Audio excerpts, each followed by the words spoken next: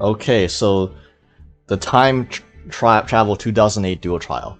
Thank God we have this as a break from the world's qualifiers and fucking ladder and ranked and all of this Fiendsmith, Snake Eyes, Blue Eyes, all this crap. We get to take a break from all of that stuff to play this. And yeah, so 2008 format in OCG, this is remarkably similar to 2008 format in the TCG. As in like this is basically, I think, almost the same card pool as Tele-DAD format, whereas like the 2010 and the 2005 GOAT, quote unquote GOAT and Edison time trial events were a bit had like very stark card differences from the OCG and the TCG. This one, if you played in the TCG during 2008, the card pool is actually pretty similar with like a couple exceptions that don't matter too much, but yeah. That being said, I don't think most of the people watching this, or like most people that play Master in general, have played in 2008, so this is just going to be a new experience anyways.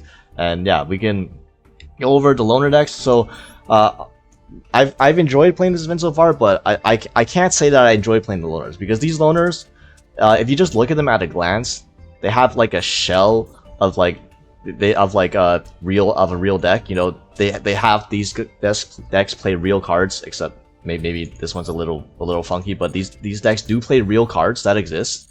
The problem is that oftentimes the ratios, as always with most Master Duel Loaners, is that the ratios are so off. Because this Gladiator Beast deck, I think this Gladiator Beast deck is the best of the loaners. So if you want to enjoy, like, if you don't want to build your own deck and just play the loaner decks, you'll probably have the best time with the Gladiator Beast. That being said, this is way too many fucking monsters. This is way too many monsters. But Gladiator Beast is like the OG quote unquote one card combo deck, quote unquote, where the strength of a Gladiator Beast is that one Gladiator Beast gets you every single other Gladiator Beast. If you don't know the gimmick, because these, you know, Gladiator Beast is a deck from like 17 years ago. Jesus Christ. Yeah, each Gladiator Beast, when they attack at the end of the battle phase, they tag into another Gladiator Beast, and then the Gladiator Beast gets tagged in gets a bonus effect. So, for example, you tag into Murmillo, it pops a face up monster. You tag into Samnite, it gets an effect where you get to search a Glad Beast card after it destroys something by battle. You tag into Bestiari, you get to pop a spell and trap card. You tag into Laquari becomes a 2100 attack monster. You tag into Hoplimus becomes a 2400 defense monster, which is pretty hard to out. And if you tag into Darius revives a Gladiator Beast monster from your grave. And you tag into Equest adds a Gladiator Beast monster from your grave. So you get all of these bonus effects when you tag in and out. And you can tag any one Gladiator Beast can become any other Gladiator Beast. So you don't really want to open more than 2 Gladiator Beasts, because then you have a handful of monsters that you can't normal summon. Like, you can't normal summon all of them at once because you only get one normal summon a turn. Like, you would rather have other, like, utility and back row to back up your Gladiator Beast as opposed to just having multiple Gladiator Beasts in hand. So you're gonna have hands when you play this loaner deck that just have like 3 or 4 monsters in it and 1 back row, and like that feels like ass, because that's like the opposite point of playing Gladiator Beast. You have Prisma as well. So the idea with Prisma is Prisma reveals either Herc or Hercules or Geysers, and it dumps a Bestiari or it dumps a Laquari engrave, which is multi-purpose. So one, it becomes a Gladiator Beast name. So for Test Tiger tributes a Gladiator Beast monster and summons another Gladiator Beast monster from deck. So Test Tiger just tags out immediately without having to go through the battle phase. And when Prisma changes its name, Prisma works with Test Tiger. And the combo is Prisma, dump Bestiari, summon special Test Tiger, and then Test Tiger, then you special Darius, special Bestiari from grave, Bestiari plus Darius go into Geysers pops 2 cards, boom boom, this is the best card in your deck, and then Geysers clears the board, pops 2 cards, most likely the board's gonna be clear, then you can attack with Geysers, then tag out for 2 other Gladiator Beasts in main at the end of the battle phase. That way you get 2 bonus effects, plus you pop 2 cards. That's a big swing in this deck. You resolve Gladiators, you probably will win the game. That's how powerful this is. And yeah, other than that, Prisma also, by dumping Bestiari and Laquari into the grave, it gives you combos for to either add them back with a quest or for card advantage, or to special summon them back with Darius to facilitate making the fusions easier, as mentioned with Gyzerus. Herc is the other fusion. That this is bait.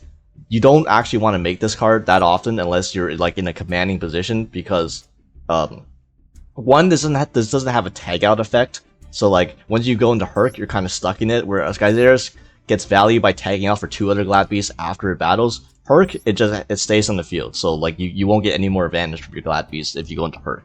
This does negate spell and trap activation, but keep in mind it does not negate monster effects. So if you go into Herc and something as simple as a Murmillo can out your Heraclinos. So like it has to be backed up. You have to back up Herc Heraclinos with a War Chariot, and you have to have cards in hand to discard for Heraclinos. And like at that time, that's such a specific setup that you probably already won the game at that point if you already have that setup in the first place.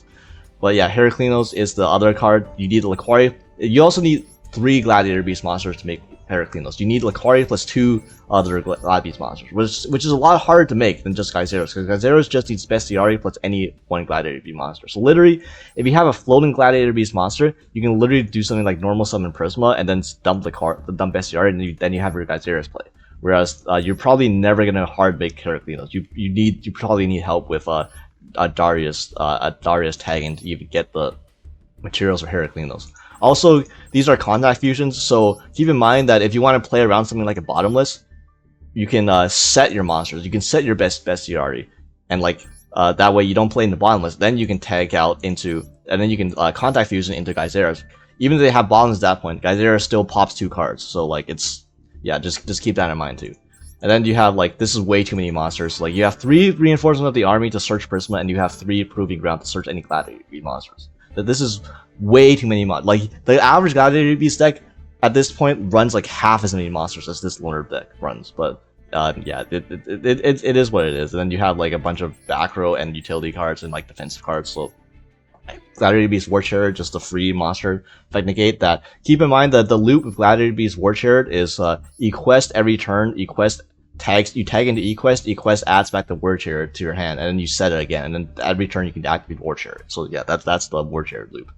Yeah, this deck is competent as long as you don't brick on too many monsters, which you probably will, but you're not gonna brick as hard as you would with the Lightsworn deck. This deck is holy shit brick city, man. This is like, you either draw the most insane sacky cans with this deck, where you draw like 5 cards off Card of Safe Return, and then like go JD turn 2 and win the game, or you open 2 wolves and like a Garav, and then you literally can't do anything. You can't play the game, and then you just get run over. So yeah, this is also way too many this is way too many Lightsworn monsters. Although it's more acceptable. I actually no, this is an okay amount of Lightsworn monsters, to be honest. Maybe 2 Garas if it's a bit much, but yeah, the problem with this deck is, as you can see, there's tons of monsters and there's tons of normal summons, but unless you draw Lumina, which Lumina special summons it pitches a card to summon a level 4 lower Lightsworn monster from grave. If you don't have access to Lumina, you kind of get stuck with just a bunch of monsters in hand that oftentimes are dead. Like wolves, if you don't have Solar Recharge or Lumina, you're just gonna have a shit ton of monsters in hand that you can't do anything with, and you're gonna play a hella slow game where you're just normal summoning or setting a Raikou every turn, which is, even by 2008 standards, that's quite slow. Honestly, oftentimes you play the Lightsworn Mirror, the Lightsworn Loaner Mirror. It's 0% based on who actually plays better. Like 90% of the time, it's based on literally who draws the better hand and who builds better. So yeah, that's fun. But what's also fun is that this deck plays Card of Safe Return. So when a monster is special summoned to the graveyard, you can draw a card. It's not a once per turn, not at all, not a once per copy either. So if you draw a double Card of Safe Return, one Plague Splitter zombie becomes a Pot of Greed, and then every wolf also draws a card too. So yeah, that's the thing is that you don't have many ways to you don't consistently get ways to revive from the graveyard. Like your ways to revive from the graveyard are Plague, Lumina, and Foolish Burial, Dump, Wolf, which is like and Monster Reborn, I guess. So that's like 9 ways to reborn from the graveyard. That's not too consistent. Like maybe you'll get access to 1, and then you have to hope that you draw the way to reborn a monster plus a Card of Safe Return. Otherwise, like Card of Safe Return by itself does jack shit. And then like the if you don't have card state return, your plays feel kind of like I don't know. Foolish Burial dumping Wolf, the special summon Wolf feels kind of weak if all you're doing is like summoning a Cyber Dragon that's hella bricky in hand. But yeah, Celestia is a good card if you get this off. You tribute a monster, and then it's basically like the Lightsworn Geyseris. You pop 2 cards, and then you mill 4, so that's broken. But this is a level 5 monster, so you have to tribute on summon. So if you don't have protection, if you don't have like an Honest, or if you don't have like Foolish Burial for Wolf, then it's kind of hard to guarantee having Celestia on field, or having a monster on field for Celestia in the first place. So yeah. Then you have your Synchro package. This is just all the generic level 4 through level 9 synchros in the game, which is like at this point, which is like Army Arm, Catastor, Android, Bryonac, a bunch of random level 6 synchros, Urbellum, Black Rose, Dark Strike Fighter, Irradiate, so it's not that crazy. Light End Dragon, which is funny because all your monsters are light. Colossal Fighter, Stardust, Red Dragon Archfiend, dog shit, complete, like straight ass, and then the Mistworm, which is like the level 9 synchro before Trishula. But yeah, Lightsworn. If you want to Gamba, if you just want to like play a slot machine, play this deck. And then the plants, this seems that this is probably the worst deck, because this deck plays like the worst quality of cards. You have Lone Fire Blossom, which is a really good card. Lone Fire can summon Titanium directly. Then you have stuff like Miracle Fertilizer, which is a decent reborn card, and then you have like Card State Return, which again combos with your limited reborn cards. But then you have like a bunch of shitty plant monsters, like it's Lord Poison, which is a very slow reborn effect that has to be by battle. Twilight Rose Knight, this is literally just mainly to be a tuner monster. Nettles Copy Plant, it's just a level 1 tuner. And then you have like the unironically, the Psychic package is like probably low-key the best part of this deck, because this deck runs Nat Beast as the the best synchro in the deck right now. So you can if you open a Lone Fire or Dandelion plus an emergency teleport, you can summon out Dandelion and then use E-Tele for Psychic Jumper and then make Nat Beast turn 1, which is pretty decent because all the spells are quite powerful in this game. Now, keep in mind, Nat Beast doesn't protect from monster effects, so a Gladiator Beast, like just literally a Test Tiger or like any Gladiator Beast play, or like back row out Natura Beast. This isn't like an auto win or anything, but I mean it's good. It's probably the better turn 1 plays you can make in this format from just loaner decks. But yeah, you have Polynosis and like a bunch of cards. Like these are strong back row. I'm not gonna like front or anything. Like Wall of Thorns is just a Mirror Force, which Mirror Force is like limited already. It's a good card in this format, and Polynosis is a spell and trap negate, or a Solemn Warning. So like, yeah, these are good cards, but they require to have a plant monster on field. And if you don't draw Lone Fire and you can't get access to Titanium or Gigaplant, then your plant monster on the field kind of tend to suck. Like you have a Botanical Lion, which is literally just a 1900 monster if you just normal summon this by itself. You have, again, the terrible Lord Poisons, the Telegraph Lord Poisons, fucking Nettles, and like Twilight Rose Knight. So yeah, that's Wall of Thorns with like Lord Poison, Botanical Lion control might not cut it. But just draw Lone Fire Blossom forehead, like easy. For Lone Fire Blossom, you have all the cool plays where you can go like Lone Fire, Foolish Burial, dump Dandy get 2 tokens, Lone Fire, tribute a token, summon another Lone Fire, then you can end on like Gigaplant, Titania, which by the way, there's no Supervise in this deck. I don't know why they didn't even include Supervise. Like the fact that Gigaplant you don't play Supervise means that you have to summon Gigaplant over 2 turns. You have to normal summon it turn 1 with Lone Fire, and then turn 3 you have to normal summon Gigaplant again. That's so fucking slow. If you get to that point, like that means your opponent literally could not do anything to your board, and it means you probably won already anyways. But yeah, if you get a Gigaplant off, if you can survive Gigaplant and normal summon this twice, you get a good play. But like, I mean, come on, man, that's really that's like your power play of the deck.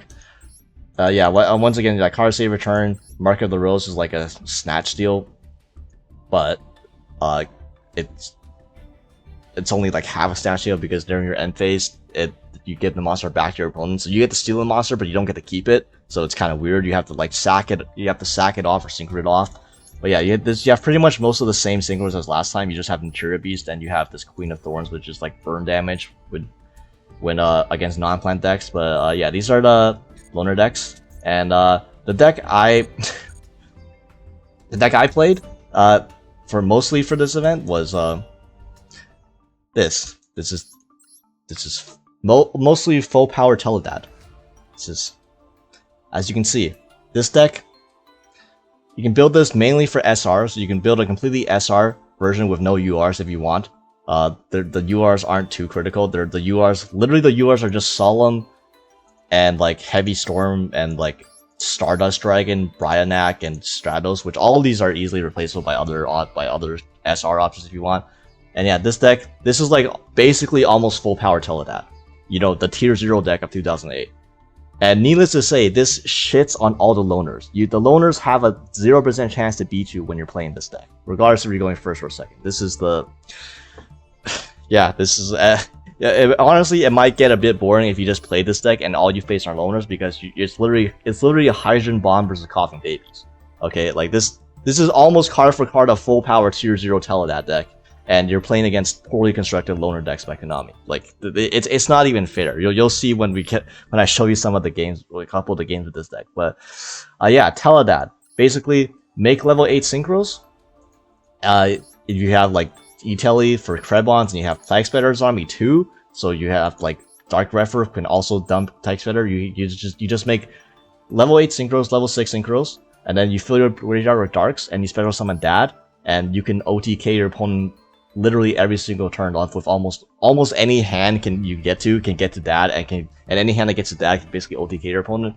You also can most chance can get you to Stardust turn 1, and then you're digging, like you have 6 draw cards, 6 pot of greeds essentially, 3 D draw, 3 lower darkness. You can draw into your power spells. You draw into your Solemn Judgments and your Trap Dust Shoot turn 1. Drawing Trap Dust Shoot turn 1 is so degenerate. Like it's disgusting. Yeah, this is if you want to just bully some kids, just bully some unsuspecting Master Duel only players, build this deck. It's absolutely disgusting how like the contrast between this deck and literally all 3 of the loners. But yeah, this deck list is 3 Krebons, which is basically just the target for E-Tele, a level 2 tuner, Plague Spreader, Sangan. The errata does not really matter because you're not comboing off with Sangan. You're literally just using searching search target, so like it's fine. Spirit Reaper, Necrogarna as another additional dark target because you need darks for lower darkness. Mystic Tomato can get any of these 4 targets for Mystic Tomato can get any of these 4 targets, so it's nice. Breaker, double Diamond Dude as additional Destiny Hero targets, search targets, because you need more than just 3 malicious, but 1 Stratos, 1 Dark Refer, 3 Malicious, the heart and soul of the deck. Malicious D-Draw is like an FTK this format. Caius, if you don't draw a tuner, or if you don't want to use a tuner, you can just normal summon contribute Malicious for Caius, and then, you know, that also is very good. Double Dark Arm Dragon, most broken card this format. Reborn, Reborn was not legal in the original Tele-DAD, so like this deck is even stronger with the addition of Reborn. Now, granted, Crush Card Virus sucks, so like we're not running Crush Card Virus, so that it's probably Crush Card Virus probably is a bigger deal than Monster Reborn. But I mean, Monster Reborn, you play it. And like Diamond Dude, in the rare instances where you have to normal summon Diamond Dude, you have so many hits off Diamond Dude. Diamond Dude, Mill, Reborn, Diamond Dude, reveal Heavy Storm, Rhoda, Destiny Draw, a Lower Darkness. That's crazy. Like you just get a free. You basically get free draws, free searches next turn that you will probably like win on the next turn immediately if you hit off Diamond Dude. But yeah, 3 D draw, 3 allure, like this is fucking nuts. Like this deck is so much more consistent than the loners. It's not even crazy. Like the fact that you have 6 draw power like this, and then like also 3. You can run 3 Rhoda if you want, but like 3 Rhoda is honestly sometimes even too much. But yeah, you had the fact that you have so many quote unquote starters and draw power and like an actual game plan, and then like yeah, MST triple emergency teleport for the Krebons, torrential trap dust shoot, disgusting if you open this card. Triple Fiendsmith Wind Blast as another way to get Malleys out of hand and another way to adjust your dark count, but mainly like if you somehow don't draw a Destiny draw, you can still set Wind Blast, set your opponent back a turn, discard Mally, and then Mally being met, and then when the Mally's engraved, you just go off on the next turn. And yeah, double Solemn because I used to have 3 Solemn, but they semi-limited this card, so I dismantled one. So if you somehow have 3 Solemn still, you know, you can play 3 Solemn because fucking Solemn Judgments always have 3 this format. Like this deck plays the craziest cards that the loner decks don't play, like Jesus. And then the extra deck is like just all the generics level 5 through level 8 synchros. So Catastor, Android, you mainly just make level 6 and level 8 synchros. The other level synchros are for like Monster Reborn if you reborn an opponent's monster. But yeah, the main things are like Bryanak, which is not necessary. You can just deal with other level 6 synchros, it's fine. Flame out your Quasas, Gaia Knight, revive King Hades because Monster Reborn you can revive a zombie monster if your opponent is on zombies, because this just needs Black Spitter Zombie, which you already run, and then any non-tuner zombie monster, and then this just negates effects of monster this card destroys. Pretty nice. Iron Chain Dragon is another level 6. Black Rose, Psychic, Life Transfer, just to gain life points if you pay too much of Solemn. But yeah, Dark Iron Dragon, which is insane. One tuner plus one non-tuner dark monster, which is basically just malicious, and then this just kills off a monster for free. And then double Colossal Fighter, Stardust, and Red Dragon Archfiend. You're gonna mainly make level 8 synchros. Occasionally you're gonna make level 6 synchros, and then level 7 synchros are just, again, mainly for like random monster reborn targets and stuff like that. You can also play Brain Control, but Brain Control is also errata, and Brain Control is also kind of bad. But yeah, this is absolutely disgusting that this deck is legal in the same format that most people are playing these fucking decks. But yeah, let's show some gameplay of this event.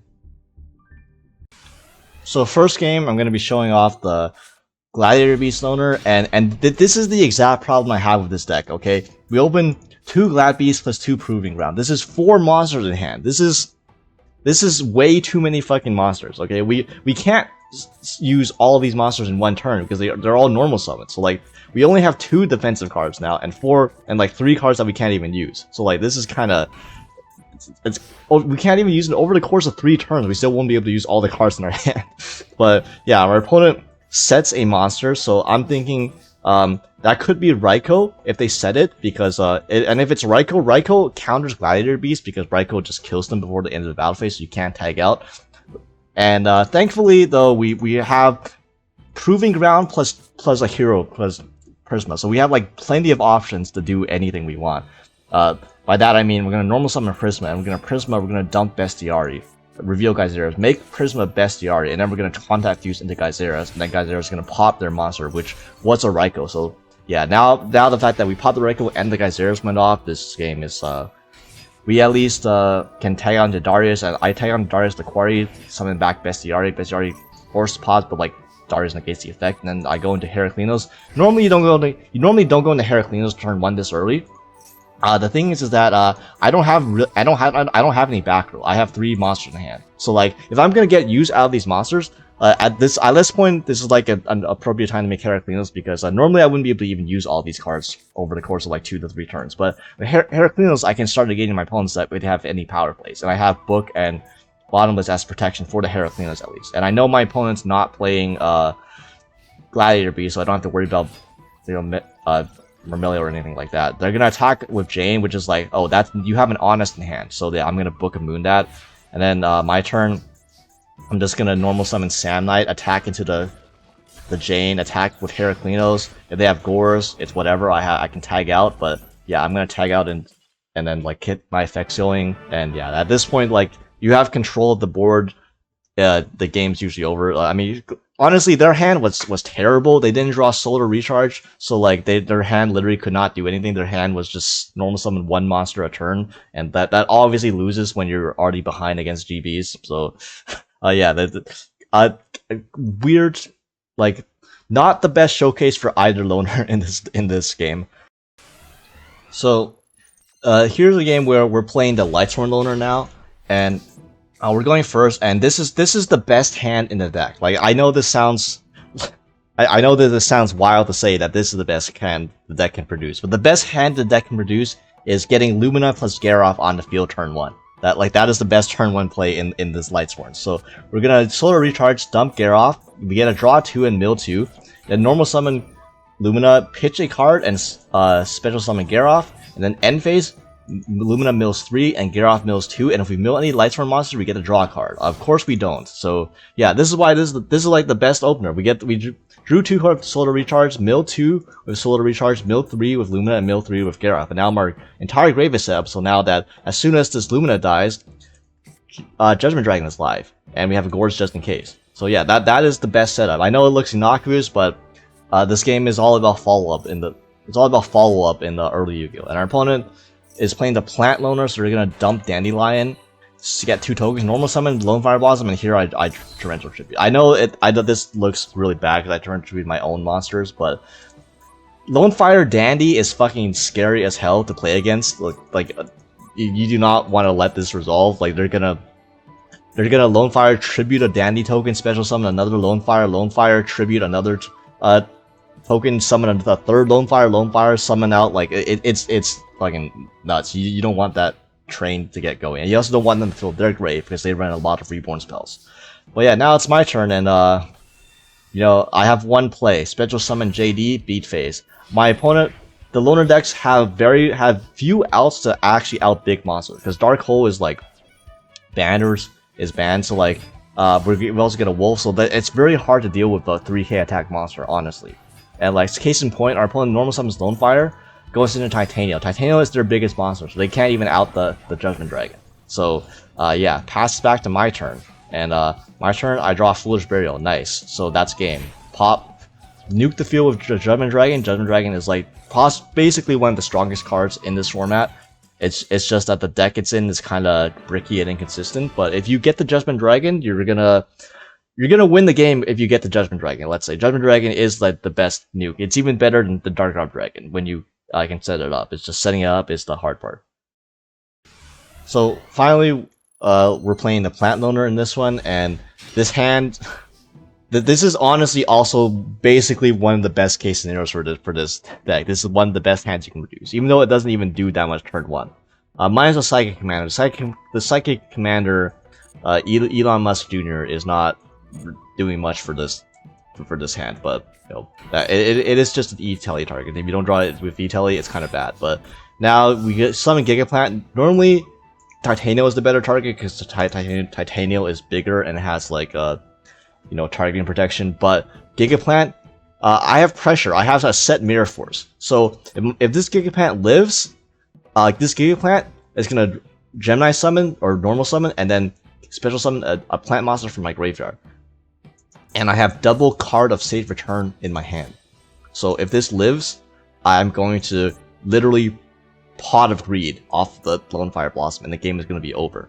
So that's crazy. But yeah, my opponent is also playing the Plant Loaner, and here's the thing: they Monster Reborn my Lone Fire. This is absolutely disgusting. Lone Fire, Monster Reborn your opponent's Lone Fire in the mirror match is nuts. Now the thing is that card of safe return only draws when a monster is special summoned from your graveyard. So yeah, they don't get the draw, but I did not play around them having their Monster Reborn, because if I knew they had it, I would have played double card of safe return, and double card of safe return, I would have drawn 2 cards off of them reborning my own Lone Fire. So that would have been sick. But yeah, of course we didn't see that coming. So now they're gonna get their own Lone Fire engraved, and they're gonna special summon Titanio, and then they're gonna use Miracle Fertilizer on the Lone Fire. Like this is actually, their hand is like fucking crazy too. They get a draw of cards to return, and they get another Lone Fire tribute to special summon Gigaplant.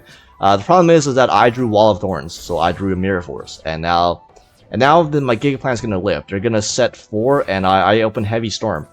So yeah, I'm gonna Heavy Storm, and my opponent futilely summons back to Lone Fire, and they didn't even let me get to the. I was like so sick. I wanted to do the card save return positive read play, but like they didn't even let me get that far because they already lost to the Heavy Storm. But yeah, that's kind of more showcases the advantage of going first in the Plant Loaner mirror, if like that's a real matchup. Okay, and this is the game where we're playing a real deck. We're playing the hydrogen. We're releasing the hydrogen bomb on our opponent. My opponent goes Solar Recharge, dump Wolf, draw 2 card dump 2, and then they normal summon Gareth, and their turn is normal summon a fucking Gareth. Okay, so anyways, our opponent's dead. Our opponent's just dead. So we're gonna pitch Mally for Dark Refer, use Mally's effect, special summon another Mally from deck because I don't want to draw into it, and I'm gonna Lure of Darkness. And what did I just say about not wanting to draw into Malicious? I literally thinned out the deck by 1 so I wouldn't draw into it, but I draw into it anyway, so like, whatever. It doesn't really matter because we draw Emergency Teleport, so now I'm gonna use Emergency Teleport to summon out Krebons, and then I'm gonna Lure, draw 2 more, draw Rose, I'm gonna discard, I'm gonna banish the Mr. Tomato, use Rhoda. Rhoda adds Stratos, nice Royal, normal summon Stratos, Stratos adds Diamond Dude, I'm gonna use Dark Refer to pitch Diamond Dude to send Plague Spider to grave, and then I'm gonna Synchro Krebons plus Mally into Red Dragon Archfiend because it has the most attack, then I'm gonna use Plague Spiders, stack the Fiendsmith Wind Blast, get 3 Darkseid Grace, special summon Dark Arm, and then we go into Gaia Knight, the Force of Earth, and then Dark Arm pops their Gareth, and this is game. Yeah. They got OTK'd. But they did literally nothing their turn, and on my turn, I vomited out my entire hand and OTK'd my opponent. So yeah, that's it really shows the difference between the constructed deck and the loner decks. So if you thought that last game was bad, this one's arguably even more brutal. So here we open Stratos plus D-Draw, plus Allure. This is basically an FTK. Then we get to draw 4 cards and we get to set Mally in grave. Like, it's disgusting. So I'm gonna normal summon Stratos, Stratos add Mally, and then I'm gonna D-Draw Mally, draw 2, and then I'm gonna, before using Allure, I'm gonna use Mally to thin out the deck so I don't draw into Mally, because I don't want to draw into Mally.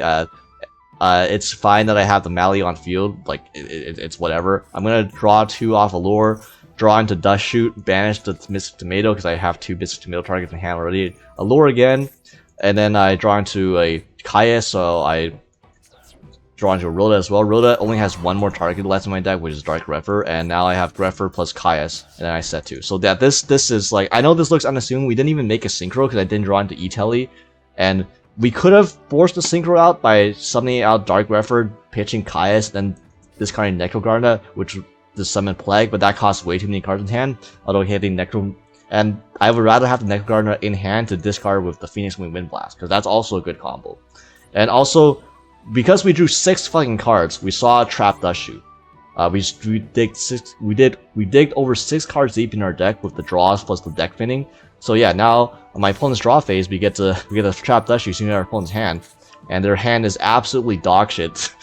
Double JD, Plague, Lumina, Heavy Storm, Mystical Spice Typhoon. Yeah, they're fucked. They're absolutely fucked. So yeah, we're gonna put back the Lumina, their only normal summonable monster, and yeah, now their only play is to, they're gonna Heavy Storm my Fiendsmith Wind Blast, which is like whatever. Honestly, I saw your hand now. It's so broken that I know their hand has nothing, no Gores to play around. So now they just set the Plague, and now they're dead. I'm gonna pitch the Kaias for Dark Refer, pitch Necrogarda, send Plague, special Dark Arm Dragon, Plague, put back the Fiendsmith Wind Blast, Synchro into Stardust Dragon, and this is game on board. And they're just dead. They're just dead. They never had a chance. The fact that we went first, dug into Trap Dust Shoot. We could have drawn any number of power cards, by the way. We could have drawn a Solemn Judgment. Solemn Judgment would have sealed the deal as well. We could have drawn into E-Tele. E-Tele would have let us go into Stardust turn 1, which also would have sealed the deal, because, you know, what the hell is what the hell is Lightsworn gonna do against the Stardust? Like, Raikou? No, they're gonna set up JD turn 1 miraculously, and then get Fiendsmith Wind Blast. They can't even use JD with the Stardust on the field. Like, yeah, that's absolutely, this deck is absolutely disgusting. And you can see, like, you know, if you just want to bully players all day, you can just play this fucking deck in the 2008 event. So yeah, that's kind of a snapshot of the Time Travel 2008 event.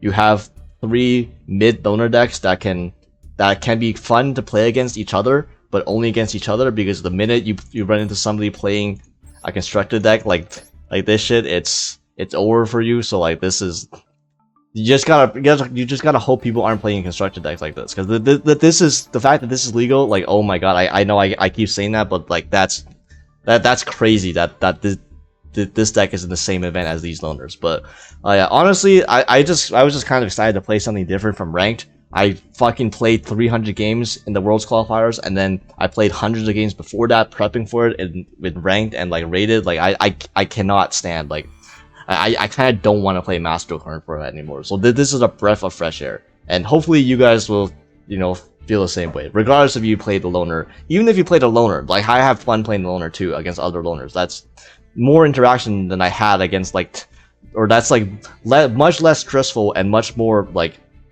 you know, enjoyable, like as a change of pace compared to like just playing like the 50th straight Fiendsmith Blue Eyes Crystron matchup or whatever the hell. And if you want to craft the real deck, you know, those options are available too. So yeah.